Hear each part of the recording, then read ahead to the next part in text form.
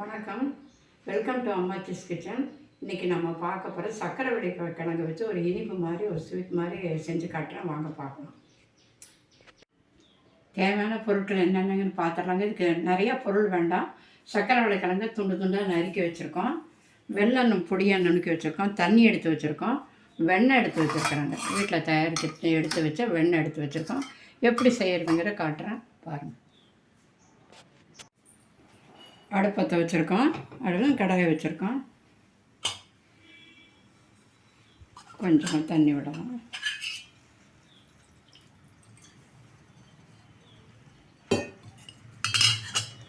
இந்த சக்கரை வள்ளி கிழங்க நல்லா கழுவி மண்ணாக ஒட்டிக்கிட்டு இருக்கோம். அதனால் சுத்தமாக கழுவி பொடியாக நறுக்கி வச்சுருக்கோம். அதையும் இதில் போட்டுடலாம்.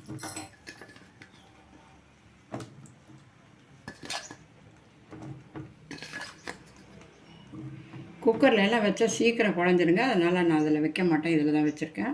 கொஞ்சம் நேரம் ஒரு 5 நிமிஷம் வேகட்டும்.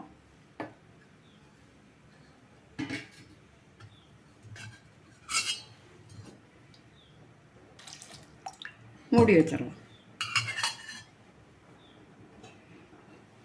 நல்லா வேகட்டுங்க. ஒரு 3/4 பதம் வரும்போது பார்த்து எண்ணெயணும். அதுக்கு மேலே என்ன செய்யணுங்கிறத காட்டுறேன். இப்போ கிழங்கு எப்படி வந்திருக்குன்னு பார்க்கலாம் வாங்க. நான் ஊற்றின தண்ணி எல்லாம் ஊற்றியாச்சு. நல்லா வெந்திருக்கு. இப்போ இது எப்படி வெந்திருக்குன்னு பார்க்கலாம். இப்போ 3/4 பதத்துக்கு வந்திருக்குங்க. இப்போ என்ன பண்ணணும், சிம்மில் வச்சுட்டு வெல்லம் போடலாம். வெல்லம் தூளாக பண்ணியிருக்கேன். வெல்லத்தை அது தூள் போட்டுக்கலாம். 2 ஸ்பூன் போடலாங்க.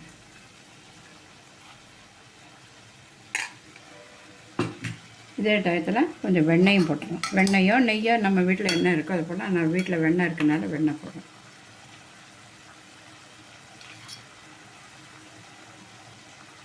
அதே உருகி வந்து சரியாயிடும், மெல்ட் ஆகிடும்.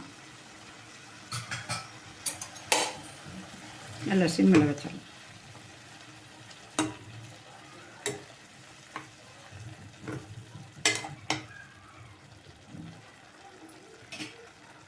நல்லா சிம்மில் வச்சு கொஞ்சம் மூடி விடலாம் திருப்பி.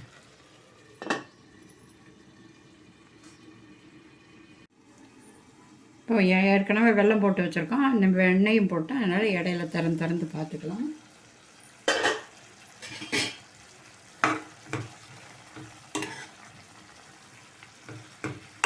பார்த்து சரியாக வெந்திருக்கான்னு பார்க்கலாம்.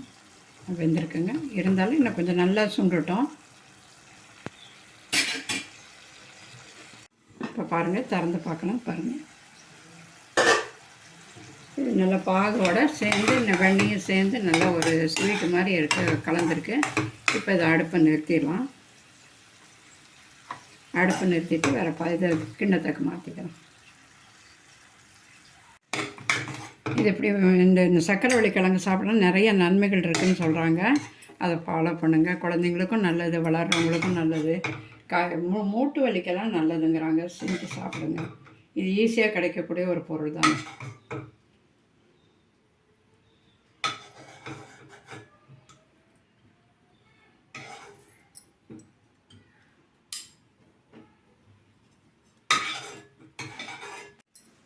சக்கரை வள்ளி கிழங்கு வச்சு ஒரு இனிப்பு செஞ்சுருக்கோம்.